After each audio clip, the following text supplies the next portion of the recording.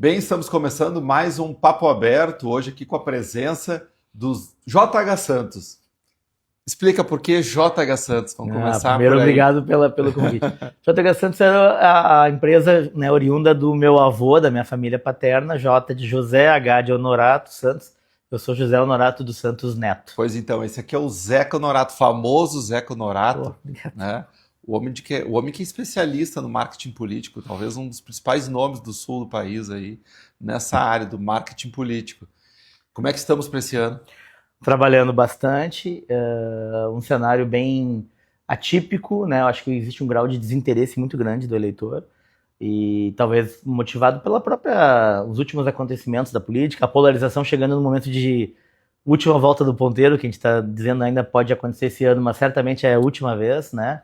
Não teremos mais nem o lulismo, nem o bolsonarismo daqui a 4 anos, então a gente vive do desgaste desses metais, assim, né? E também um pouco do desgaste natural da própria radicalização dessa política. Então, um eleitor desinteressado e aí numa polarização vigente, furar esse bloqueio é a maior dificuldade. Aquele discurso de lacração, né? Tipo, nada presta do outro lado, são todos inidôneos, isso ainda funciona?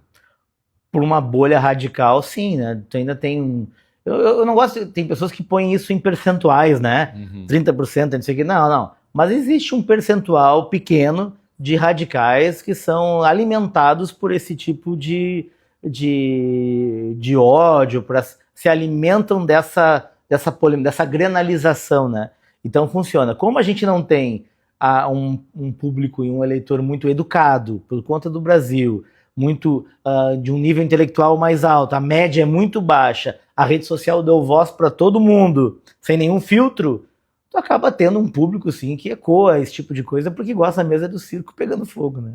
O eleitor do centro, ele é um isentão ou ele é a terceira via da política? Eu acho que isso é uma grande confusão. Existe o centro dentro da bancada, o centro dentro do Congresso, por exemplo. Daí é considerado uma parcela dos deputados, são considerados como mais pragmáticos, fisiológicos, né? Porque ficam no centro tentando pegar um pouquinho de cada lado, participam de todos os governos. Isso é o centro dentro da composição parlamentar. Agora, o eleitor de centro, geralmente é um eleitor que não é afeito a nenhuma radicalização. E eu acho que ter uma posição de centro é uma posição e não uma falta de posição, né? Não é um muro, é uma posição que não é afeita a discursos de radicalização, não é uma decisão, a sua decisão não é baseada na ideologia, e assim, de uma forma mais pragmática. E esse eleitor de centro é quem decide hoje as eleições? Quem decide a eleição é o indeciso, e essa frase parece boba, mas sempre tem um grande grupo de eleitores que estão indecisos ou estão frágeis na sua decisão. Esses acabam, geralmente, mais para o fim da eleição, tomando partido. Se tu pensar que em 2010 os gaúchos elegeram em primeiro turno um governador do PT, e tu pensa, os mais apressados poderiam pensar, então o eleitorado gaúcho é mais de centro-esquerda. 4 anos depois fizeram um movimento oposto. Não, é que naquele momento, no discurso de alinhamento com o presidente Dilma, com o governador do mesmo partido, pragmaticamente acharam que era interessante tentar. Então o indeciso, esse eleitor que acaba se decidindo mais na última hora, ele vai pelaquela expectativa de mudar minimamente a vida. A gente sempre diz que quem consegue se conectar com a esperança, geralmente ganha o voto desse público mais pragmático. No cenário nacional, hoje nós temos aí uma direita que parece que não está conseguindo se acomodar, não está conseguindo se estabilizar. O que devemos esperar em termos de direita no cenário nacional? Existe a direita e existe o bolsonarismo. Eu vejo como duas coisas diferentes. A direita hoje é maior que o bolsonarismo. Existe também um cansaço um pouco de uma síntese, de uma simplificação da direita só na família e no sobrenome Bolsonaro. Então eu acho que a direita vive esse conflito de querer, de uma forma mais ampla, identificar novos nomes. Por exemplo, o governador de São Paulo, que para mim seria presidente nessa eleição se concorresse à presidência, não foi porque não deixaram internamente, né, não houve consenso. E também existe essa reivindicação do clã, da família Bolsonaro, por um protagonismo, né? Não podendo ser o pai, escolher agora o Flávio. Então, acho que por isso tudo não há uma unidade, né? Não há uma coesão. Então isso vai provavelmente decretar a derrota na eleição. Mas a escolha pelo Flávio, acho que foi uma avaliação racional ou foi mais emotiva, eventualmente até uma carga exagerada de vaidade? Não. Para concorrer tem que ser alguém com sobrenome Bolsonaro. Depende de quem a gente está falando. Se tu olhar o Pensando partido, pelo lado do próprio Jair Bolsonaro. Do próprio Jair, eu acho. Ele aponta para o filho e deixa de apontar, daqui a pouco até de apoiar o nome do governador de São Paulo, Tarcísio. Eu acho que é uma busca por uma manutenção, né, da hegemonia da família. E o Eduardo nos Estados Unidos, numa condição que se inviabilizou, o Carlos não teria, nem o Renan, tamanho eleitoral para isso. Muito se falou na Michelle, né? E aí a Michelle não teria o apoio dos filhos. Então hoje a gente vê que isso é de fato verdade. Eu acho que foi assim a única opção que restou na lógica da hegemonia familiar. Se tu perguntar para o partido, eu não tenho acesso à decisão, mas na leitura que a gente faz, acho que o partido tentou sim construir outras alternativas e poderia manter o sobrenome talvez de vice. A Michelle seria uma excelente vice do Tarcísio, por exemplo, uma chapa altamente competitiva, né? Manteria o sobrenome Bolsonaro e teria um candidato visto como técnico, ilibado, dificilmente atacável, né? Mas acho que esse pragmatismo não houve. Houve mesmo uma tentativa ou uma necessidade, talvez, da permanência do nome na cabeça de chapa. E a esquerda, ela está realmente concentrada em torno do nome do Lula? A esquerda não conseguiu fazer uma nova liderança, né? Não conseguiu formar um líder. A presença é tão forte, tem uma onipresença do Lula que acabou abafando o surgimento de novas lideranças de esquerda. Então hoje a esquerda é altamente dependente do Lula. O PT não tem um segundo nome, a gente já viu, né, na eleição do Haddad. Mas eu ainda acho que, muito menos por mérito, mas por circunstâncias. E aqui eu sempre vou falar, Leandro, de uma forma muito técnica. Sempre tem aquele que ouve dizer, isso aí é mais esquerda-direita. Eu não sou nada, eu sou um profissional. Então eu acho que por circunstâncias mais pragmáticas, que se uniram em torno de um nome, enquanto ainda se briga no outro lado por achar um consenso, essa eleição está caminhando a passos largos hoje para o Lula. E no cenário estadual aqui, é uma eleição aberta? Eu acho que é uma eleição aberta, são candidatos que, na sua maior... são 4, né? A gente está falando da eleição que desde 1990 não tinham apenas 4 candidatos. Há 36 anos, o eleitor não tinha tão poucos candidatos para poder observar e até comparar. A última eleição teve 9, as últimas 8, 7, 9, 8, já chegamos a ter 10. Então, muito difícil o eleitor conseguir ter tempo de analisar e comparar. Com 4 dá para analisar. É um candidato, né, bem alinhado à direita e a um discurso nacional. Uma candidata que não é do PT, mas se une ao PT, talvez até para tirar a rejeição ao PT, diluir essa rejeição, e trazer um sobrenome que traz uma lembrança positiva, ainda que nostálgica, né? Mas não deixa de ser o PT ganhando uma roupagem, né? E um candidato que representa a continuação do governo. Ele não é a mesma pessoa, mas ele é a continuação que começou lá no Sartori. São 12 anos do mesmo projeto. E o candidato para qual eu trabalho, que é a única novidade, o único nome novo, o único, talvez, que destoe dessa composição, porque não tem nenhum padrinho, né? Não representa um projeto nacional. Mas contra ele o fato do desconhecimento, não ter tanta estrutura. Então, é uma eleição que está aberta porque o eleitor está buscando uma alternativa nova, porque o eleitor sempre vota por mudança, né, Leandro? Mesmo quando vota para a reeleição de alguém, tu pode ver que os discursos são para continuar mudando, para a mudança não parar. Ninguém vota para continuar como está exatamente.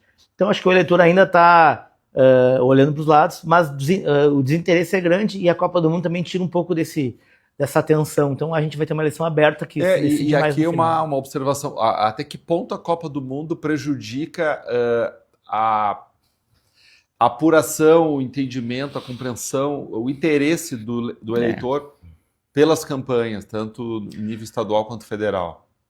É engraçado, porque eu começo a fazer, eu e os meus colegas, a gente começa a fazer campanha um ano antes.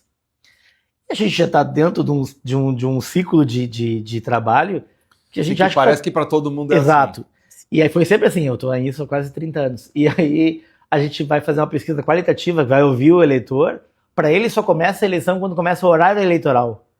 E o horário eleitoral é 30 de agosto, é um mês só de TV e rádio. Aí tu vai me dizer, mas tá tudo na internet. Não, mas o peso de aquilo tá sem querer ouvir aquilo dá uma conotação de oficial, assim, né, de começou. Então, com uma Copa do Mundo longa, já existe essa sensação de que a eleição só começa mesmo quando começa a TV, e candidatos mais, assim, não são nomes famosos, nem muito conhecidos, que nunca disputaram, né, uma eleição de governador. A gente tem de ter uma eleição tardia, que o eleitor vai deixar para a última hora. Então vai ter emoções fortes essa eleição. E a direita pode, daqui a pouco, a exemplo do que está acontecendo com a esquerda no cenário federal, pode a direita, daqui a pouco, se reorganizar aqui no Estado para enfrentar com mais força a esquerda num eventual segundo turno? Bom, se tu pensar em espectro político ideológico, só tem uma candidatura de fato de direita, que é a do Zucco, né? Considero a candidatura do Maranata de centro-direita, a candidatura da Juliana de centro-esquerda e a do Gabriel uma candidatura de centro, né?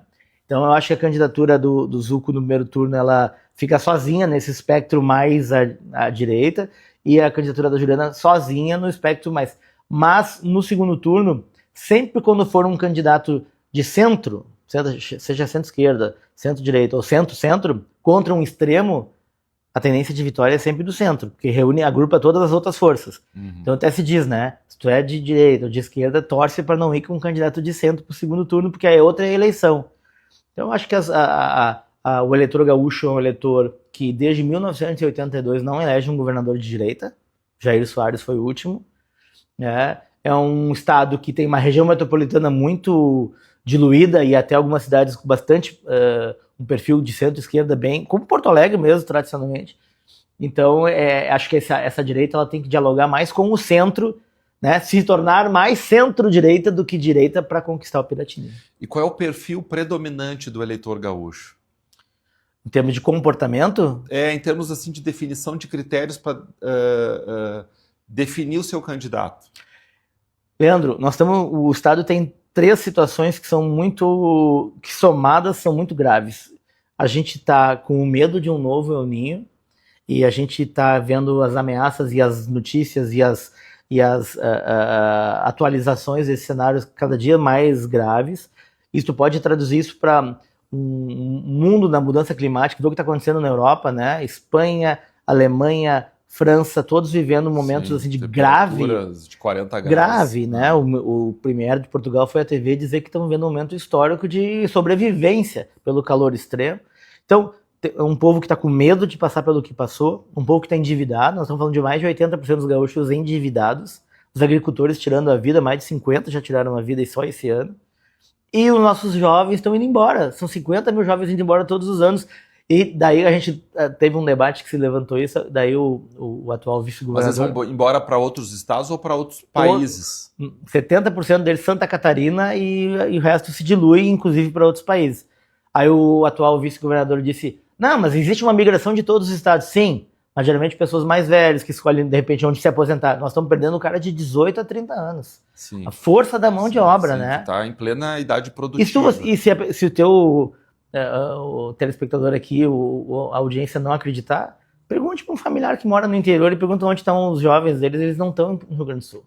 Então a gente tem um medo do fenômeno climático, um endividamento e indo embora. Esse cenário torna o eleitor mais desesperançoso, mais pessimista em relação ao futuro. Quem se conectar com um pouco de esperança e conseguir passar isso, vai ganhar essa eleição. Pois é, e aí, nesse sentido, qual é o discurso vencedor? Primeiro, eu acho que consiga trazer respostas um pouco mais objetivas para essas 3 coisas. Vamos falar de saúde, vamos falar de segurança. Sabe aqueles temas mais genéricos? Eu acho que o eleitor está assim, já ouvi isso, já vi parecido com isso. Quem conseguir de uma forma, ainda que superficial, porque vamos combinar que não dá para falar tecnicamente para o eleitor sobre um plano econômico, né? Mas quem conseguir dizer... Cara, a vida tá difícil, mas a gente tem uma saída para ti não ter medo do que vai acontecer, para ti sair da tua dívida, recuperar e refazer a tua vida, e para os teus filhos ficarem aqui. Quem conseguir passar essa mensagem, governo do Rio Grande do Sul. Zeca, são 30 anos trabalhando com isso? Em publicidade são 33, mas no marketing político são 26. 26 anos. O que mais mudou lá do início da tua carreira para os dias de hoje? As redes sociais trouxeram... Primeiro que as redes sociais aí talvez uma opinião um pouco rancorosa, mas elas terminaram com o mercado da publicidade, que é de onde eu venho, da publicidade empresarial. Por um lado, elas democratizaram o acesso à comunicação, então hoje o cara tem uma carrocinha de pipoca, ele tem um Instagram, né, uma rede social, e a Renner também tem, a Gerdau. Mas, por outro lado, se tirou a concentração de atenção, a retenção de talentos, porque pulverizou o investimento. Então a gente vive né, as redes sociais, elas acabaram com o nosso mercado fortíssimo que tinha da publicidade no Brasil e no Rio Grande do Sul, como segundo mercado nacional. E na política, como diz o Humberto Eco, né, deu voz aos idiotas, né? Todo mundo tem voz. Tu faz uma postagem, por mais que tu tenha assim, alguém que seja admirado muito mais do que odiado, tu sempre tem 2, 3 caras que são absolutamente deselegantes, mal educados, grosseiros, seja qual for o assunto. Né? Então existe a rede social acabou reverberando esse rancor.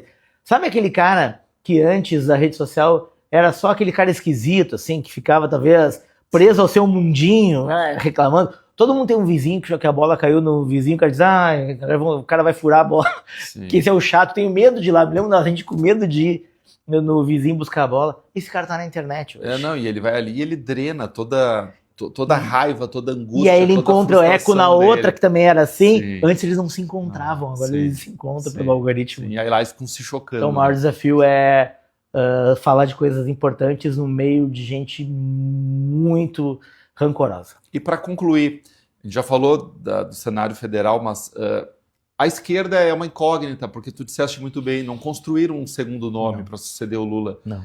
Mas tu tivesse que apontar um nome que te parece que tem uma tendência a ser o sucessor. Tem algum nome que, na tua visão, venha a ser, no futuro, o sucessor do Lula, representando a esquerda no Brasil? Se a gente pensar em futuro... Em nível federal? Se a gente pensar em futuro, exige, assim, talvez mais tempo.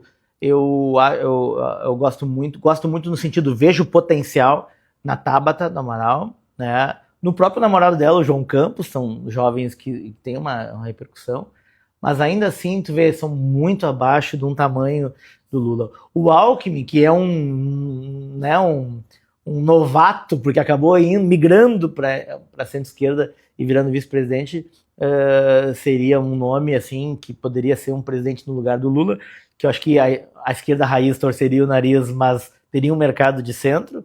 Então eu acho que a esquerda, aquela raiz, o PT, é bem dizer. Eu tô para te dizer que depois de alguns anos que o Lula não estiver mais entre nós, o PT muda de nome e vira 2, 3 outros partidos. Olha aí, que interessante.